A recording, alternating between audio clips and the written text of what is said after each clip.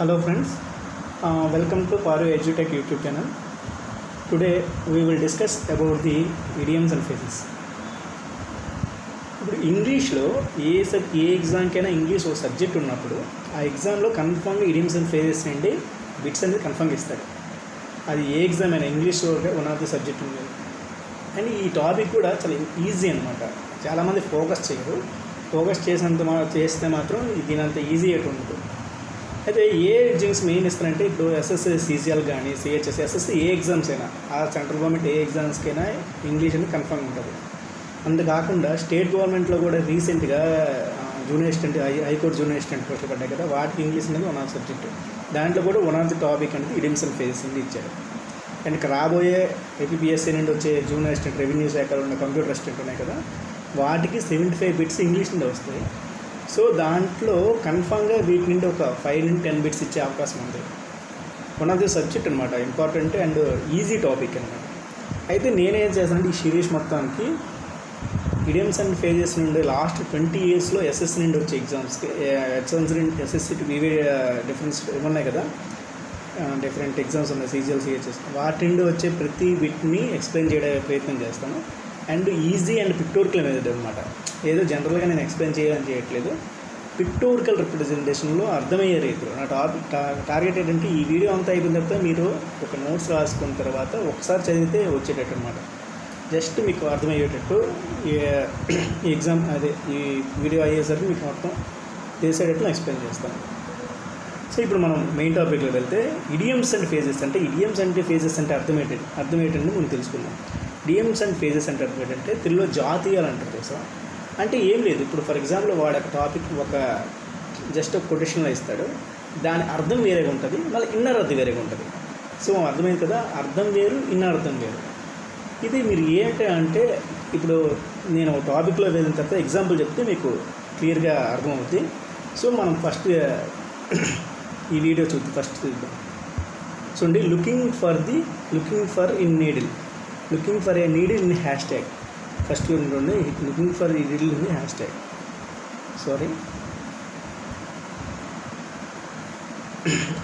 ఇక్కడ చూడండి, need in hash tag అంటే అర్థం ఏంటంటే హ్యాష్ ట్యాగ్ అంటే అర్థం ఏంటి, ఈ ఒక కుప్ప అనమాట, గడ్డి కుప్పలో ఒక నీడిల్ అంటే ఒక సూది అనమాట. ఓకే, ఒక గడ్డి కుప్పలో సూది, అది తెలుగు అర్థం. యాక్చువల్ దానికి మీనింగ్ ఏంటంటే something is a very difficult to find out. ఇప్పుడు ఒక పెద్ద గడ్డి కుప్పలో ఒక చిన్న నీడిల్ని కనిపెట్టడం ఈజీ కష్టమా? చాలా కష్టం కదా. ఇక్కడ అర్థం మీనింగ్ అదే, search for the something that is very difficult to locate. దాని అర్థం ఏంటంటే looking for a needle in a hash tag అంటే పెద్ద గడ్డి కుప్పలో ఒక నీడిల్ని కనిపెట్టడం లుకింగ్ ఫర్ అంటే వెతకడం అనమాట. వెతకడం అంటే అంత కష్టమైన వర్క్ కదా. అంటే ఒక టాపిక్ అదే ఏదైనా సెర్చ్ చేయడం అనేది వెరీ డిఫికల్ట్ టు లొకేట్. దాన్ని something that is very difficult to locate అనమాట. కనిపెట్టడం అనేది ఒక లొకేట్ చేయడం అనేది చాలా కష్టము అనే ఒక అర్థంలో దీన్ని ఉపయోగిస్తారు. ఇప్పుడు ఎగ్జాంపుల్ చూద్దాం. Trying to find my lost ring in the college is like a looking for a needle in a haystack. అది ఇప్పుడు trying to find a my lost ring in a కాలేజ్లోన పోయిన ఒక గోల్డెన్ రింగ్ ఉంటుంది కదా, golden ring అనేది అది వెతకడం అన్నదట looking for a needle for the haystack. ఇది గడ్డి గొప్పలో ఉన్న నీడిల్ని వెతకడం అంత అని కష్టం అర్థం అవడం. అర్థమైంది కదా ఇది ఈ point. Next of and on అంటే మనం స్విచ్ గురించి చూద్దాం. స్విచ్ని ఆఫ్ చేస్తాం, ఆన్ చేస్తాం అంటే అర్థం ఏంటంటే ఇక్కడ ఆఫ్ అండ్ ఆన్ అని ఇప్పుడు ఏంటంటే పీరియాడికలీ అండ్ ఇంటర్మీడియట్లీ. పీరియాడికల్ అంటే గ్యాప్ అనమాట, గ్యాప్ ఇస్తుంది. ఓకేనా. ఇప్పుడు చూడు, ఇక్కడ ఎగ్జాంపుల్ చెప్తే మీకు అర్థమవుతుంది. Off and on I take a break from my hectic schedule to refresh myself. Off and on I take a break from my hectic schedule to refresh myself అంటే ఇప్పుడు అర్థం ఏంటంటే అతను hashtag అంటే చాలా busy schedule అనమాట. చాలా busy షెడ్యూల్లో ఆ వర్క్ చేస్తుంటాడు, ఫుల్ వర్క్ చేస్తుండో ఆ వర్క్ చేస్తున్నాడు, మధ్యలో గ్యాప్ తీసుకుంటాడు. ఎందుకంటే రీఫ్రెష్ మై సెల్ఫ్ అంటే అర్థమైంది కదా. ఇప్పుడు ఫర్ ఎగ్జాంపుల్ ఏదో ఫుల్ వర్క్ చేస్తుంటే మధ్యలో టీ బ్రేక్, కాఫీ బ్రేక్ వెళ్ళడం అనమాట. ఓకే, అది ఆఫ్ అండ్ ఆన్ అంటే periodical means some time particular time gap ఇచ్చి మళ్ళీ గ్యాప్ ఇవ్వడం అనమాట. అలా next left out in the cold అంటే లెఫ్ట్ అవుట్ అంటే విడిచిపోవడం అంట. కోల్డ్ నుండి విడిచి వెళ్ళడం. ఓకే, అంటే చలి నుండి విడిచిపెట్టడం అని అర్థం. దానికి అర్థం ఏంటంటే టు బి ఇగ్నోర్డ్, అంటే ఇగ్నోర్డ్ మీన్స్ వదిలేయడం. సో లెఫ్ట్ అవుట్ వదిలేయడం అనమాట. ఇక్కడ చూడు, to be ignored or forgotten or neglected. Left out in the cold అంటే అర్థం ఏంటంటే టు బి ఇగ్నోర్డ్ అని అర్థం. నెక్స్ట్ చూడండి, వర్క్ ఎగెనెస్ట్ ది క్లాక్ అంటే అర్థం ఏంటంటే, మెయిన్ అర్థం ఏంటంటే క్లాక్కి వ్యతిరేకంగా వర్క్ చేయడం. అంటే క్లాక్కి వ్యతిరేకంగా to try to do something in a very limited amount of time, అంటే తక్కువ టైంలో ఎక్కువ వర్క్ చేయాలి. ఓకే, అది ఎగెనెస్ట్ ది క్లాక్. ఎగెనెస్ట్ అంటే వ్యతిరేకంగా, క్లాక్ వ్యతిరేకంగా మీనింగ్ ఏంటంటే, ఇక్కడ ఎగ్జాంపుల్ చూడండి. ఇదిగోండి, ఇక్కడ ఈ పిక్టోరియల్ ప్రజెంట్ చూడండి. ఇది పిక్టోరియల్ రిప్రజెంటేషన్.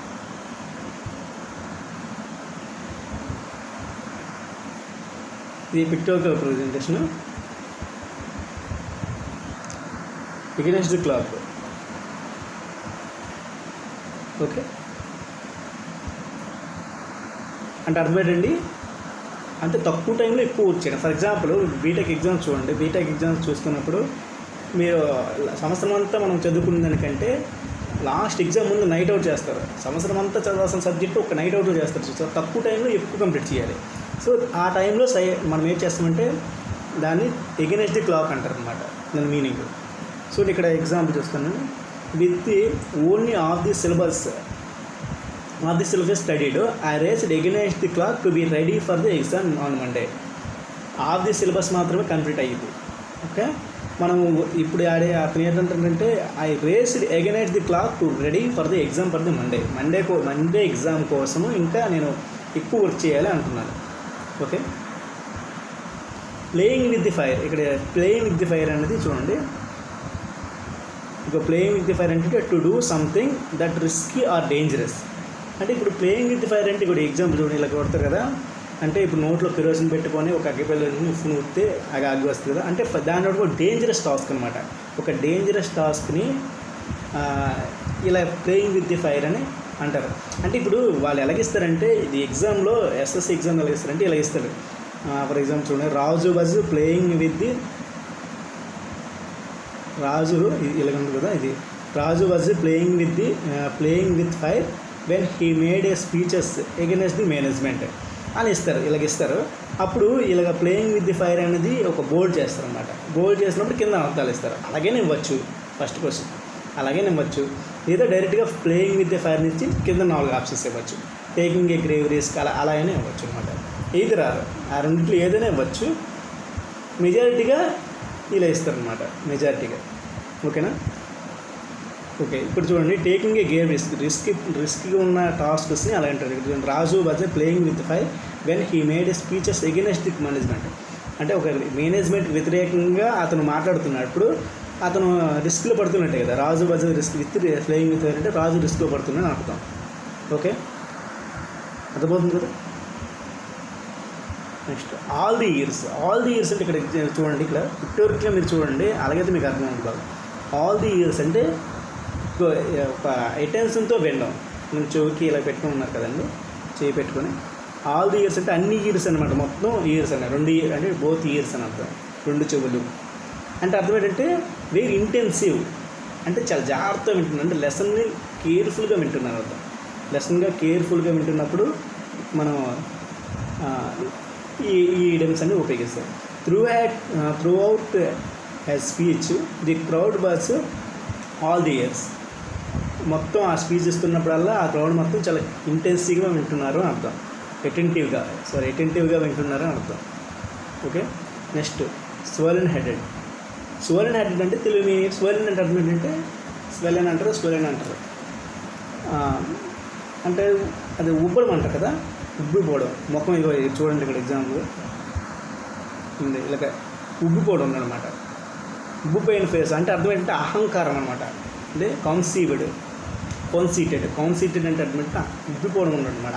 అంటే నేనే గొప్ప అనే ఒక రకమైన మీనింగ్లో ఇది వాడతారు స్వెలెన్ హెడెడ్ అంటే. ముఖం ఉబ్బిపోయినట్టు ఉంటుంది కదా. అంటే అహంకారంతో ఉండిపోవడం అనమాట అక్కడ. ఓకే, ఇక్కడ ఎగ్జాంపుల్ చూద్దాం. Since a secured they first rank Sudheer has become a swollen headed. ఈ ఫస్ట్ ర్యాంక్ వచ్చినప్పుడు సుధీర్ అనే అతను బికమ్ ఏ సోలిన్ హెడెడ్, అతను గర్వంతో ఫీల్ అవుతాడు అనమాట. Next out of the Woods. Woods అంటే ది వుడ్స్ అంటే అడవి అనమాట. అవుట్ ఆఫ్ ది వుడ్స్ అంటే అడవి నుండి బయటకు రావడం. అవుట్ ఆఫ్ ది దూరంగా, అడవులకు దూరంగా. ఇక్కడ చూడండి, అడవులకు దూరం. అడవిలో ఉంటే అర్థం ఏంటి? అడవిలో ఉన్నామంటే పుళ్ళు, సింహాలు అవన్నీ ఉంటాయి కాబట్టి అది డేంజరస్. సో ఇప్పుడు ఏంటంటే అవుట్ ఆఫ్ ది వుడ్స్ అంటే అవుట్ ఆఫ్ ది డేంజర్ అనమాట. అడవి అంటే డేంజర్లో ఉన్నట్టు, అడవులు ఉంటే అవుట్ ఆఫ్ ది వుడ్స్ అంటే అవుట్ ఆఫ్ ది డేంజర్ అనమాట. అలా అర్థం చేసుకోవాలి. A man heaved a sign of the relief when he sure a out of the woods అనమాట. Okay, and having a sign of the relief when he sure he was out of the wood అంటే అర్థం ఏంటంటే ఏ man heaved a sign of అంటే ఒక రిలీఫ్కి ఒక సింబాలిక్గా చెప్తున్నాను అనమాట. A man heaved sign of the relief. Okay, when he was sure అప్పుడు అతను వెన్ హీ వాజ్ షూర్ ఎప్పుడంటే he was out of the woods. Okay, అతను డేంజరస్ని బయట అవుతున్నప్పుడు హీ వాజ్ షూర్, అతను కన్ఫర్మ్గా చెప్పగలుగుతున్నాడు ఈ సైన్ ఆఫ్ ది రిలీఫ్ అని. Next speaks volumes. Okay, speaks volumes అంటే ఏంటంటే గివ్స్ ఏ ఎనఫ్ ప్రూఫ్. అంటే అర్థం ఏంటంటే స్పీక్స్ వాల్యూమ్స్ అని నథింగ్ బట్ ఏం లేదు, ఒక డాక్యుమెంట్ అనేది ఏదైనా ఒక ఇదనేది కాంప్లిమెంట్ అనేది అది మొత్తం రిఫ్లెక్ట్ చేస్తుంది అనమాట. ఫర్ ఎగ్జాంపుల్ ఇక్కడ చెప్తాను చూడండి meaning. Provide a lot of information about the something.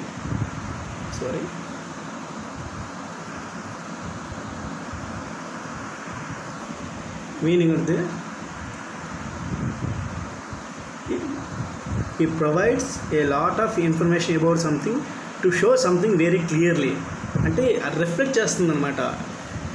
మొత్తం ఆ ఇన్ఫర్మేషన్ మొత్తాన్ని అది రిఫ్లెక్ట్ చేస్తుంది. అంటే ఒక డాక్యుమెంట్ ప్రూఫ్ లెక్క అనమాట.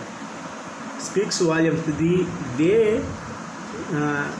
The way companies deals with the restrictions speaks volumes about the values. Okay, the way companies deal with the restrictions అంటే ఒక కంపెనీ కొన్ని రెస్ట్రిక్షన్ పెడుతుందంటే అర్థం ఏంటంటే speaks volumes about their values. ఆ వాల్యూస్ని రిప్రజెంట్ చేస్తుంది అని అర్థం. అంటే అర్థమైంది నేను చెప్పి మీకు. The way companies deals with restriction అంటే కొన్ని రెస్ట్రిక్షన్ ఒక కంపెనీ ఉంటుంది కదా, ఈ 9 గంటలకు రావాలి లేదంటే ఎక్సెట్రా ఉంటాయి కదా. అంటే అర్థం ఏంటంటే ఇండైరెక్ట్గా ఆ రెస్ట్రిక్షన్స్ యొక్క ఇన్నర్ మీనింగ్ ఏంటంటే దేర్ వాల్యూస్, ఆ కంపెనీ యొక్క వాల్యూస్ని రిప్రజెంట్ చేస్తుందని అర్థం. ఇక్కడ చూడండి, గివ్ ఎనఫ్ ప్రూఫ్ అని అర్థం. అది అర్థమైతే గివ్ ఎనఫ్ ప్రూఫ్ అంటే లాట్ ఆఫ్ ఇన్ఫర్మేషన్ అర్థం. ఈ success at such a young age speaks volumes for talent. చూడండి ఇక్కడ అతని సక్సెస్ అనేది అట్ యంగ్ ఏజ్, తక్కువ ఏజ్లోనే తన సక్సెస్ అనేది ఏం రిప్రజెంట్, అతని టాలెంట్ని రిప్రజెంట్ చేస్తుంది. ఆ టాలెంట్కి ఒక ప్రూఫ్ లాగా ఉంది, ఆ సింబాలిక్ రిప్రజెంటేషన్ అనమాట. Okay, next put the cart before the horse. ఇక్కడ చూడండి, ఈ సింబల్ చూస్తే మీకు అర్థమవుతుంది. Put the cart before the హార్స్కి ముందు కార్ట్ కట్టడం. జనరల్గా అయితే కార్ట్ ఎప్పుడు పెడతారో హార్స్ ఉండి ఇది ఆపోజిట్లో ఉంటుంది కదా, ఇది ఆపోజిట్ ఎలా ఉంటుంది, ఇది ముందు ఉంటుంది అంతే కదా. కానీ ఇక్కడ రివర్స్ అనమాట.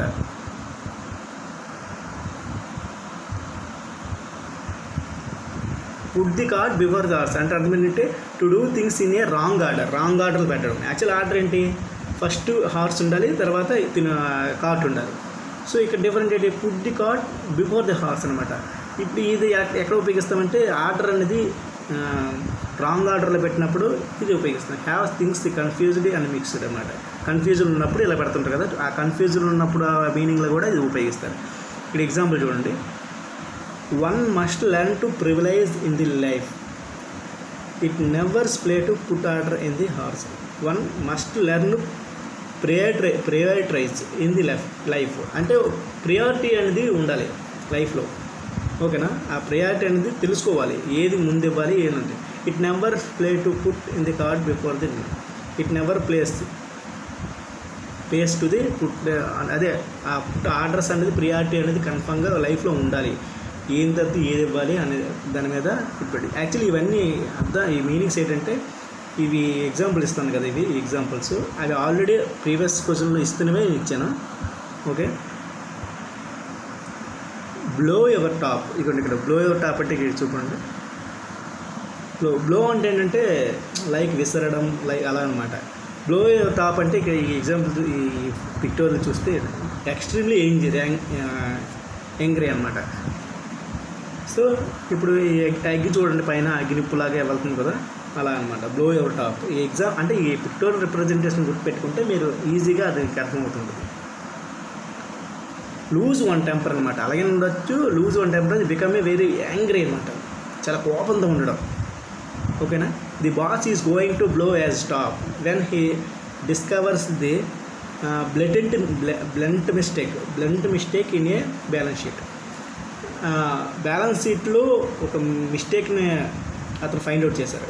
ఎప్పుడు అతను బాస్ పెట్టిన అప్పుడు అతనికి చాలా కోపం వచ్చిందన్నమాట. అంటే అక్కడ అర్థం ఏంటంటే చాలా కోపం వచ్చిందన్నమాట, చాలా టెంపర్లు వేసిపోయింది. ఇప్పుడు బ్యాలెన్స్ షీట్లు ఎప్పుడైతే రాంగ్ జరిగిందో అనేది. ఇప్పుడు చూడండి, స్వార్డ్ ఆఫ్ డెమోక్రస్ టు స్వార్డ్ అంటే ఇది ఒక చిన్న ఇది ఉంది, స్టోరీ ఉంది. ఇక్కడ చూడండి, ఇది స్వార్డ్, ఇక్కడ మీకు కనబడుతుంది లేదు, ఇది స్వార్డ్, ఇది డెమోక్రస్ స్వార్డ్ అంటారు. చెప్తాను ఒక నిమిషం. దీనికి ఇదేంటంటే ఒక రాజు ఉండే, డెమోక్రస్ అని ఒక రాజు ఉండేవారంట. ఆ రాజు స్టోరీ అనమాట, చిన్న స్టోరీ. రాజు ఉండేవారు, తను ఏంటంటే అందరికీ విందు కలిగించేవాడు, అంటే విందు ఇస్తేవాడు అనమాట.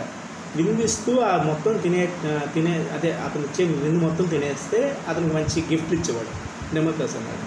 అయితే ఏంటంటే చాలామంది అయినా వచ్చేవారు కాదు, ఎందుకంటే దాని యొక్క సీక్రెట్ ఒకటి ఉంటుంది. విందు చేస్తున్నప్పుడు ఇది ఉంది కదా, ఈ కత్తి పైనుండి వేలాడుతుంటుంది. ఇలా చూపిస్తాను ఒక నిమిషం. ఇలా కత్తి అనేది ఇలా వేలాడుతుంది. స్వార్డ్ అంటే కత్తి కదా, అది వేలాడుతూ ఉంటుంది. ఇప్పుడు టైం అవుతుంది కదా, అది ముందుకు ఇలా కింద వస్తుంటుంది అనమాట. కిందకు వచ్చేసి అతను ఇది వచ్చేది అంటే టైంలోపు ఆ కత్తి అనేది ముందు అలా వస్తుంటుంది. అంటే అది వచ్చేలోపు మనతో తినేస్తే నువ్వు గ్రేట్ అని అతను రాజు ఎక్కువ అమౌంట్ ఇస్తాడనమాట. అది ఏంటంటే రివార్డ్స్ ఇస్తుంటాడు. అది దీని యొక్క స్టోరీ. ఇది ఇంకా పెద్ద స్టోరీ ఉంటుంది, ఎందుకు ఇస్తారు అవన్నీ అవసరం లేదు అన్నమాట. సో ఇది చూడండి, స్వార్డ్ ఆఫ్ ది అంటే ఒక కాన్స్టెంట్ థ్రెట్ వాడే ముందు ఇది ఉపయోగిస్తారు, కాన్స్టెంట్ థ్రెట్ని ఎక్స్ప్లెయిన్ చేసే ముందు. So due to increase in number of లే ఆఫ్స్ ఇన్ ది ఇండస్ట్రీ. లే ఆఫ్స్ అంటే పన్నెండు తీసేయడం అనమాట. లే ఆఫ్స్ మీన్స్ పన్నెండు తీసేయడం. ఇంక్రీజ్ ఇన్ నెంబర్ ఆఫ్ లే offs in the industry, the sword of డెమోక్రస్ always hanging over the employees. అదొక కత్తిలా, హ్యాంగింగ్ కత్తిలా, స్వార్డ్ డెమోక్రస్ లాగా అనిపిస్తుందట ఎవరికి, ఎంప్లాయీస్కి. అర్థమైందా? అంటే నెంబర్ ఆఫ్ ఇంక్రీజ్ లే ఆఫ్స్ అనేది అంటే 12 తీసేయడం అనేది ఎక్కువ అవుతుంటే, ఓకే, లే ఆఫ్స్ అనేది ఎక్కువ అవుతున్నప్పుడు అది ఎలా అని రిప్రజెంట్ చేశారంటే స్వార్డ్ ఆఫ్ డెమోక్రస్ అంటే ఒక కాన్స్టెంట్ థ్రెట్టే కదా అది. అలా ఒక్కొక్కరు తీసేస్తున్నట్టు కరోనా టైం చాలా ఎక్కువ మంది తీస్తారు, ఎవరిని తీసేస్తారు అని ఇంకా భయం ఉంటుంది ఎంప్లాయీస్కి. సో ఆ రకంగా అలాంటి ఎగ్జాంపుల్లో స్వార్డ్ ఆఫ్ డెమోక్రసీని ఉపయోగిస్తారు. Okay, next walk the tight rope. Tight rope అంటే ఇలా చూసారా, ఇది ఎగ్జాంపుల్ చూడండి. ఇది టైట్ రోప్లో నడవడం అన్నమాట, వాక్ ఆఫ్ టైట్ రోప్. ఇది మనం సర్కస్ అంటాం కదా, సర్కస్ లెక్క. అంటే వెరీ కాజియస్ అన్నమాట, చాలా జాగ్రత్తగా నడిస్తేనే అలా అవుతుంది కదా.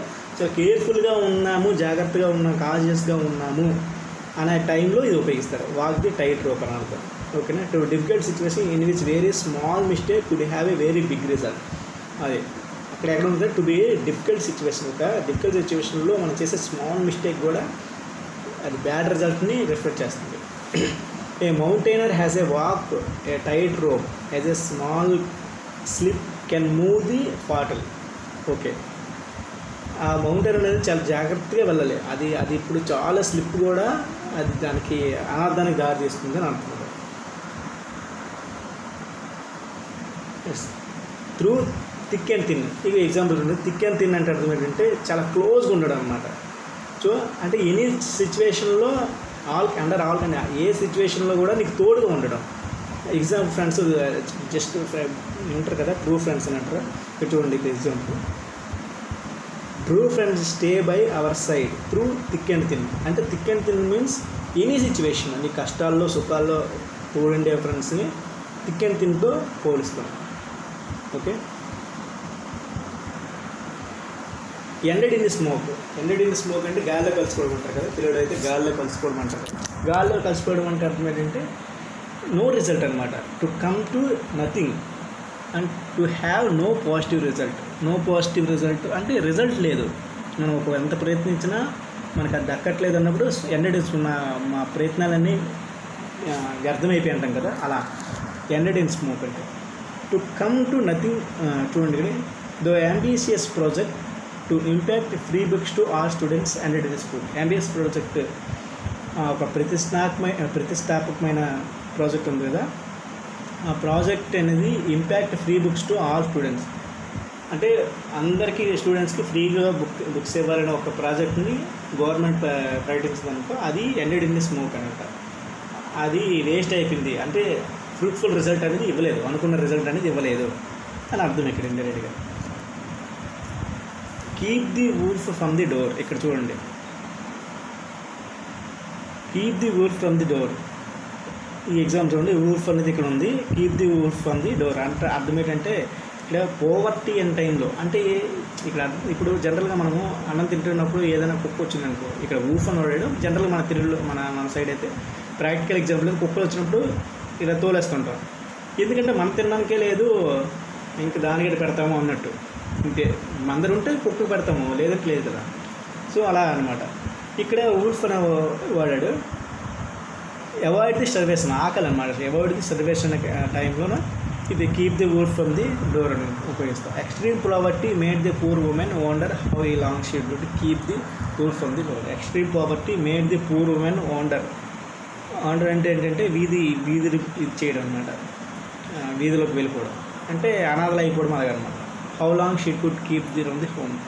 అది ఎక్స్ట్రీమ్ పావర్టీ అనేది ఉమెన్స్ని అలా అనాథలను లైక్ చేస్తుందని, ఎవరు లేని వాళ్ళుగా చేస్తుందని అనుకో. Okay. Smell the rat. Smell the rat అంటే ఇక్కడ చూడండి, ఇక్కడ ఎగ్జాంపుల్. స్మెల్ ది ర్యాట్ అంటే ఇప్పుడు ర్యాట్ అనే పదం కాకుండా ఇప్పుడు కుక్క అని అవ్వడం అనుకోండి. ఇప్పుడు పోలీసులు కుక్కలు ఏం చేస్తుందంటే అది ఎక్కడ ఉండే కేసు ఇన్వెస్టిగేషన్లో సస్పెక్ట్ ఎక్కడ ఉందో చూపిస్తుంది కదా, అలా అనమాట. To believe something is a wrong or suspicious అంటే అర్థం అనమాట. స్మెల్ ది రాస్ అంటే ర్యాట్ అంటే అది సస్పిషియస్గా ఉండడం అనమాట, అనుమానించడం. If you smell a rat you began to suspect or realize that something is wrong in the particular situation. Okay, అర్థమైంది కదా. అంటే అర్థం ఏంటంటే సంథింగ్ ఈజ్ రాంగ్ అక్కడ జరుగుతుందని అర్థం. Square peg in a round hole. ఇక్కడ స్క్వేర్ పెగ్ అనేది ఒక రౌండ్ హోలా. Yes, round hole. Square peg round hole. ఇప్పుడు రౌండ్ హోల్లోన రౌండ్ పెగ్గే పెట్టమవుతుంది. ఓకేనా. చెక్క ముక్క రౌండ్ పెగ్ మీన్స్ ఒక చెక్క ముక్క లాంటిది అని ఒక థింగ్ అని అర్థం. రౌండ్ పెగ్ అంటే రౌండ్ హోల్లో రౌండ్ పెగ్ అవుతుంది కానీ స్క్వేర్ పెగ్ అవ్వదు కదా. అంటే అర్థం ఏంటంటే ఇక్కడ something who is does not fit in the particular place or situation. అంటే ఆ ప్లేస్కి సిచ్యువేషన్కి ఇది సెట్ కావరు కానీ సెట్ చేస్తున్నారు అర్థం. ఓకేనా. Something who is not fit for the particular place or situation. Particular place or సిచ్యువేషన్లో అది ఫిట్ కానప్పుడు ఏ స్క్వేర్ పెగ్ని రౌండ్ హోల్ అని ఉపయోగిస్తాం. ఇప్పుడు coming from the affluent family she found herself a square in round hole when he married a poor farmer and move to a small village. Okay, ఒక influence family నుండి వచ్చిన ఒక అమ్మాయి marriage చేసుకుంది, ఒక పూర్ ఫార్మర్ని మ్యారేజ్ చేసుకుంది and move to village.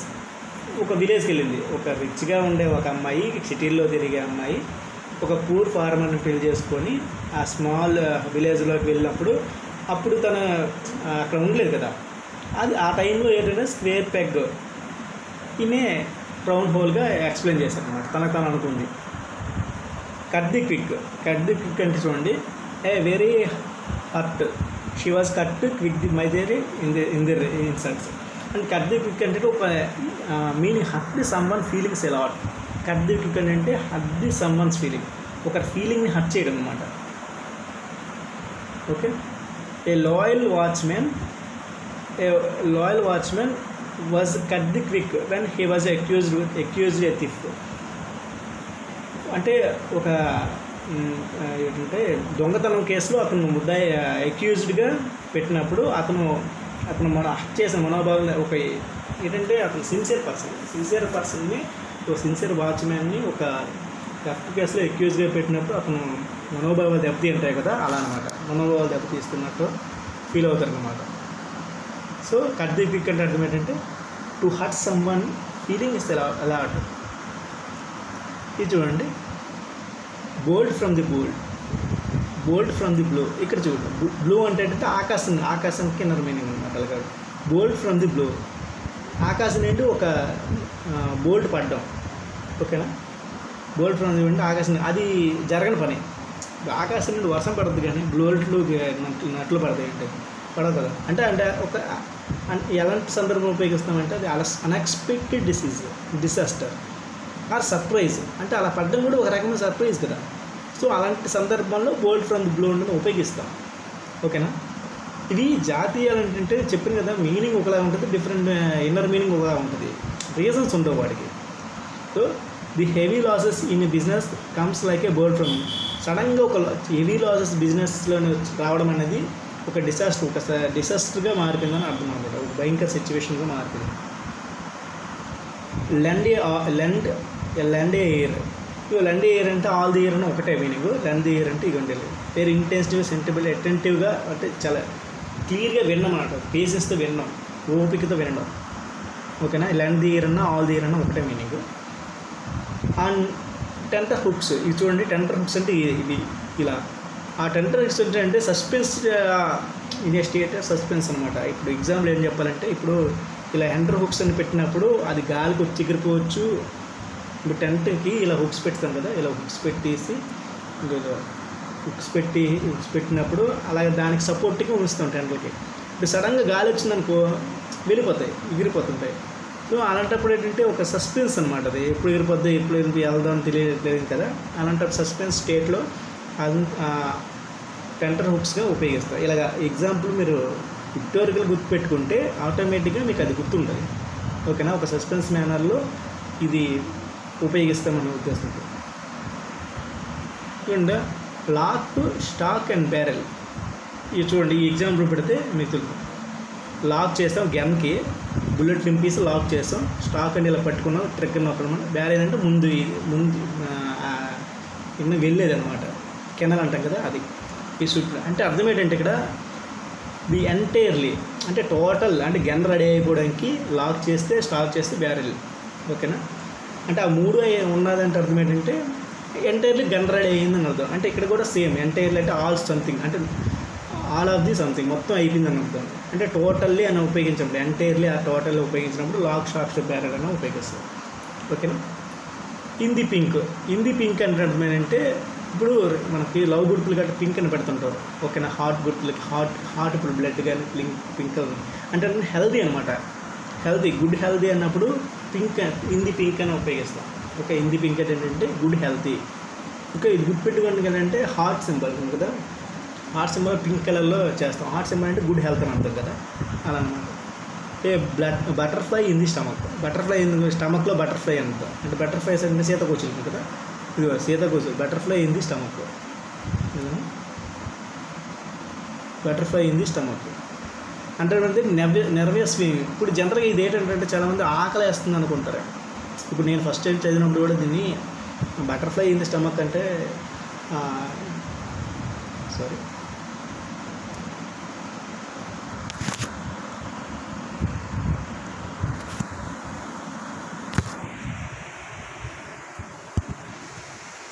Butterfly in the stomach అంటే మనం జనరల్గా ఆకలి వేస్తుంది అనుకుంటాం, కానీ ఇక్కడ నెర్వియస్ ఫీలింగ్ అనమాట, యాంగ్జైటీ, నెర్వియస్ ఫీలింగ్ అనమాట. కొద్దిగా ఇబ్బందిగా ఫీల్ అవుతున్నప్పుడు, అంటే సీతకోవ చిలుకలు కడుపులు తిరుగుతున్నాయి, సో కొద్దిగా ఇబ్బందిగా ఫీల్ అవుతున్నాను అంటే ఇబ్బందిగా ఫీల్ అవుతున్న సిచ్యువేషన్లో ఇది ఉపయోగిస్తారు అనమాట. ఇది